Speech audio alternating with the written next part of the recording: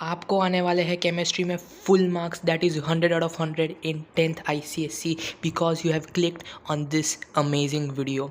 देखो, मेरा नाम है यशराज देशमुख और मैं आपको बताऊंगा कि आप अपने क्लास 10th ICSE की केमिस्ट्री में चैप्टर वाइज स्ट्रेटजी कैसे बनाएं, जैसे आपको 100 out of 100 आए अपनी बोर्ड एग्जाम्स में। Starting with chapter 1 periodic table.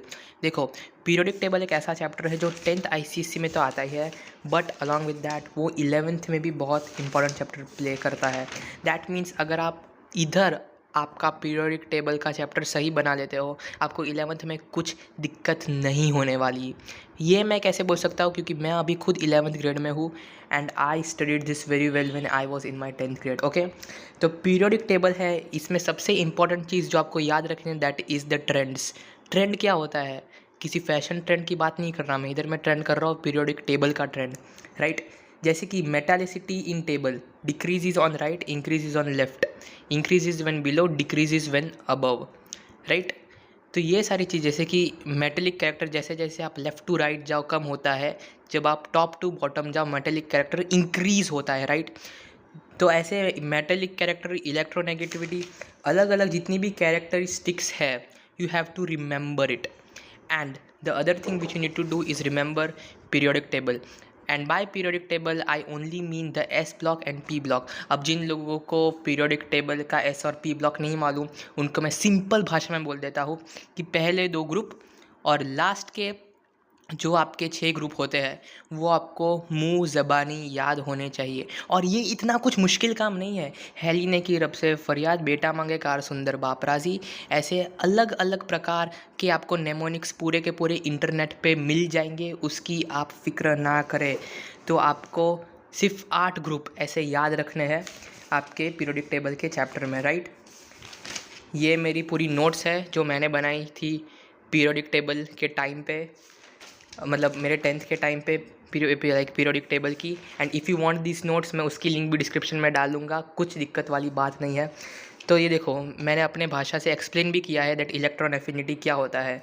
मैंने हिंदी में भी लिखा है इन आसान भाषा, it is tendency of an it is tendency और एक एटम को इलेक्ट्रॉन की कितनी चाहत है। मतलब इलेक्ट्रॉन एफिनिटी का मतलब है दैट कितनी चाहत है वो एटम को इलेक्ट्रॉन की, राइट? जैसे जो छोटे छोटे कंसेप्ट है वो आपको क्लियर मालूम पड़ने चाहिए। ऐसा नहीं कि आप रट के बैठे हो, क्योंकि इससे जो सवाल बनता है in board exams, if you see all the PYQs, ये लोग घुमा घुमा के सवाल पूछते हैं। देयरफॉर ये चैप्टर आप समझ के करो, इसमें रटने जैसा बिल्कुल नहीं है।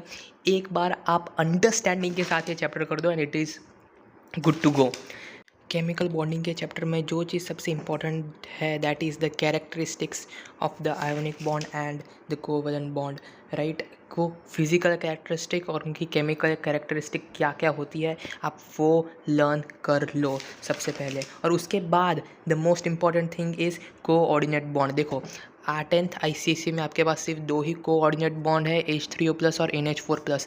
ICSE हर एक साल दोनों में से किसी एक का क्वेश्चन बनाता है, तो दोनों में से कोई एक छोड़ो, दोनों के दोनों आपको एकदम अच्छी तरीके से लर्न होने चाहिए। अगर आपने ये दोनों लर्न नहीं किए, आप फालतू में 2-3 मार्क्स अपने गंवा रहे हो and it is the most important thing. जो देखो, मैंने अपने टाइम पर भी PYQ मार्क कर रखा था जब मैं ये नोट्स बना रहा था। नेक्स्ट चैप्टर है acid bases and salts.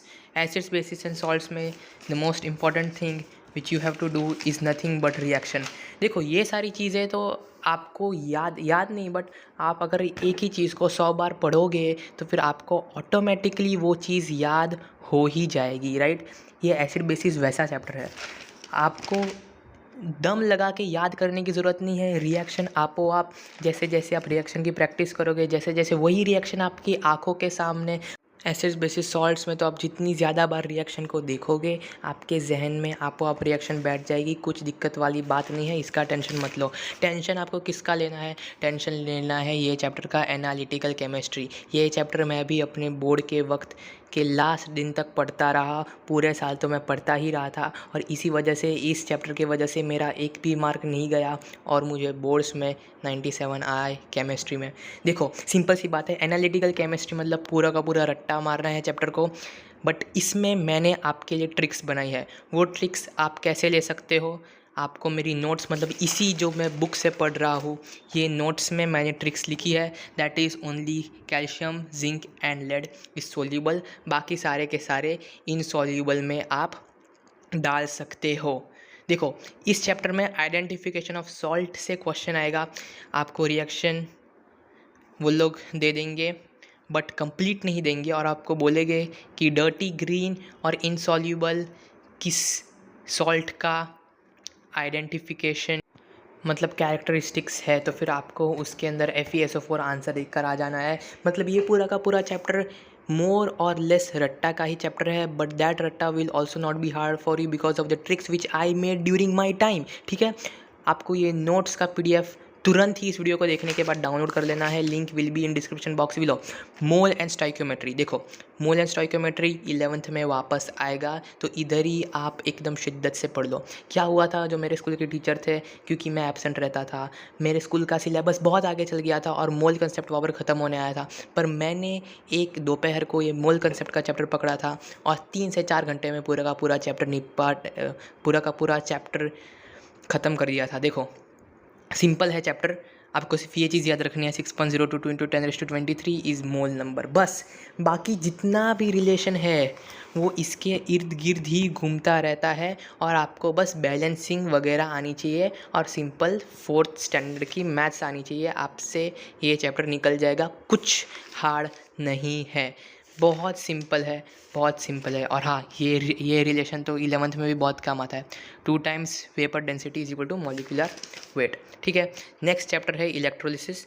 Electrolysis is one of my favourite chapters of class 10th ICSE chemistry, because इस चैप्टर में कंटेंट भी है, ये हार्ड भी है, and at the end of the day ये इतना हार्ड नहीं है कि आप उसे समझ नहीं सकते। आप अगर आपने एक बार इसके कंसेप्ट को पकड़ लिया, you will be able to do each and every question of it. अब इलेक्ट्रोलिसिस में से जो जो क्वेश्चन आते हैं वो मोस्टली आपके आते हैं रिएक्शन लिखने के, that is reaction at anode and reaction at cathode. और देखो 1 2 3 4 सिर्फ 4 ही इलेक्ट्रोलिसिस के केस आपको पढ़ने हैं इस चैप्टर में, बट वो 4 केस पढ़ने के लिए भी आपका नॉलेज इस चैप्टर में एकदम उच्च स्तर पर होना चाहिए। जब तक आप इस चैप्टर को समझेंगे नहीं, इस चैप्टर का निचोड़ नहीं निकालेंगे, तब तक ये चैप्टर नहीं बनने वाला। And that's why it is one of the hardest chapters, और वन ऑफ दी नहीं, मैं इसे बोलूँगा the hardest chapter of class 10th ICSE।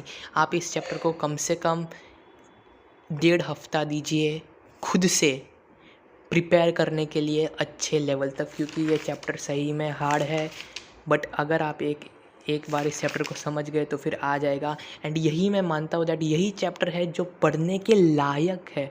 Bye like I mean जो आपका सही में टाइम लेगा, जो जिसमें आपको सही में चीज़ें अंडरस्टैंड करनी होगी, क्योंकि इस चैप्टर में अगर आपको कुछ समझ नहीं आया तो फिर आप पूरे के पूरे टाइम इस चैप्टर में ब्लैंक रह जाओगे। ठीक है, तो ये चैप्टर आपको शिद्दत से पढ़ना है यार, प्लीज़ ये चैप्टर को शिद्दत से पढ़ो। फिर आता है उसका ही भाई, किसका भाई? इलेक्ट्रोलिसिस का भाई, मेटलर्जी। अगर आपको इलेक्ट्रोलिसिस नहीं आता, आपको मेटलर्जी भी नहीं आएगा। मेटलर्जी में से वो लोग क्या क्या पूछते हैं? मेटलर्जी में से वो लोग सबसे ज़्यादा चीज़ें जो पूछते हैं that revolves just around this, that is how are metals in the middle series reacted. अब इसके अंदर इतनी छोटी छोटी, इतनी माइन्यूट बात ये लोग पूछ लेंगे कि आपको उसका भान भी नहीं पड़ेगा। यार CuNH2 reducing agent to remove oxygen from Fe PbN Cu। अब ये सवाल आए हुए हैं PYQ। आप मेरी बात समझो, CuO plus H2 gives Cu plus H2O that is pinkish brown in color। तो आपको इतनी माइन्यूटली ये चैप्टर पढ़ना होगा, इतनी माइन्यूटली जितना आपने सोचा भी नहीं होगा। How are metals of the middle series converted into metal oxide, और उसको मेटल ऑक्साइड से मेटल में।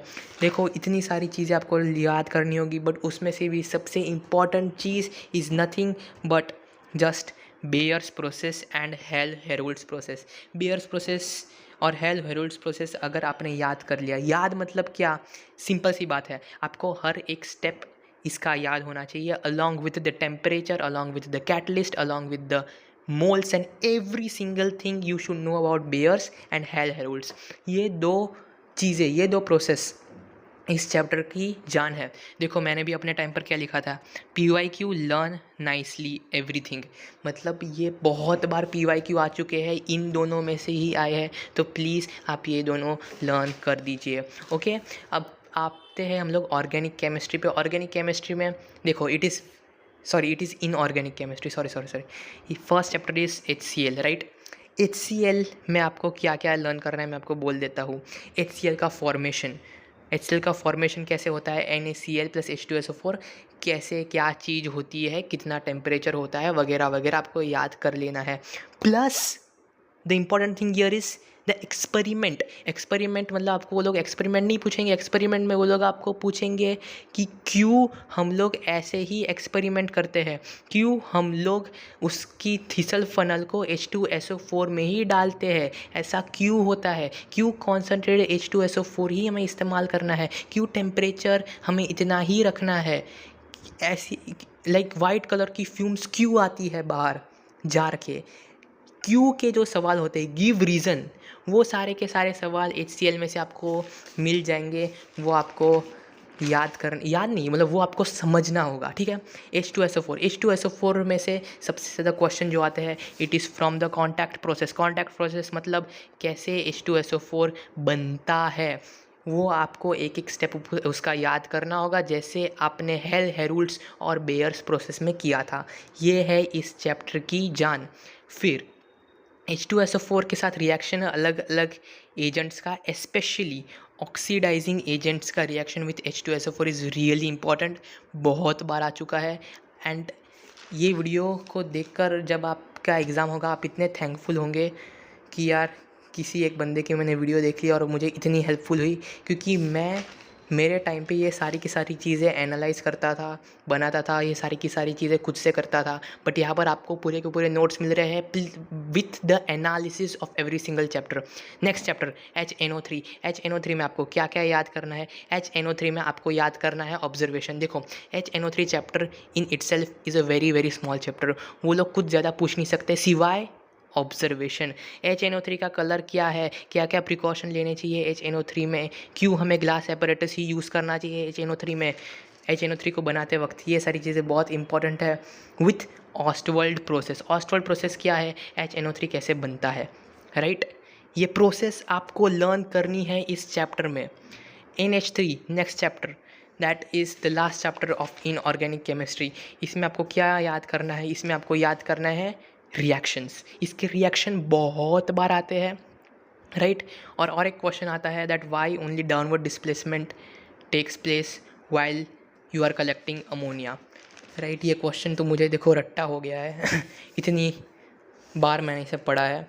और इसका ऑब्जर्वेशन मैं बोल रहा हूँ इनऑर्गेनिक केमिस्ट्री मतलब, और आपको उसके अंदर ऑब्जर्वेशन याद करने हैं प्लस द प्रोसेसेस। अभी लास्ट पार्ट ऑर्गेनिक केमिस्ट्री। देखो ऑर्गेनिक केमिस्ट्री जो 10th ICSE की है, मैं उसमें एक चीज़ बोलना चाहूँगा दैट मैंने बहुत टाइम दिया था इसकी थियोरी पे।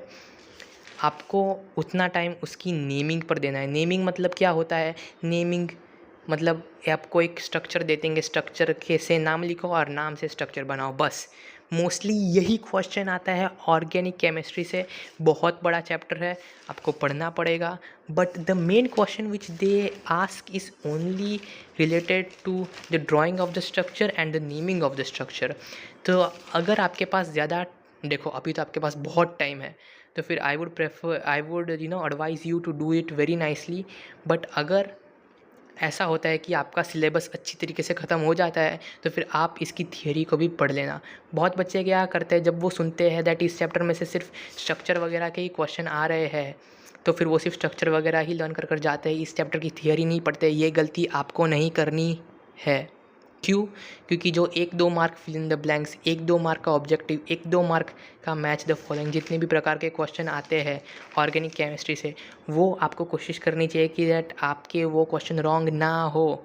इस वजह से अगर आपके पास टाइम है, आप सही में 95+ लाना चाहते हैं केमिस्ट्री में, तो फिर आप ये चैप्टर को भी उतना ही शिद्दत से पढ़ेंगे जिस शिद्दत से आपने इलेक्ट्रोलिसिस को पढ़ा, ठीक। यही है पूरे के पूरे केमिस्ट्री 10th ICSE का सार। अगर आपने ये वीडियो देख लिया, जो चीज़ मैंने बोली वो चीज़ आपने कर ली और मेरे नोट्स को पढ़ लिया, आपको केमिस्ट्री में 100 में से 100 लाने से कोई नहीं रोक सकता। Okay, bye bye.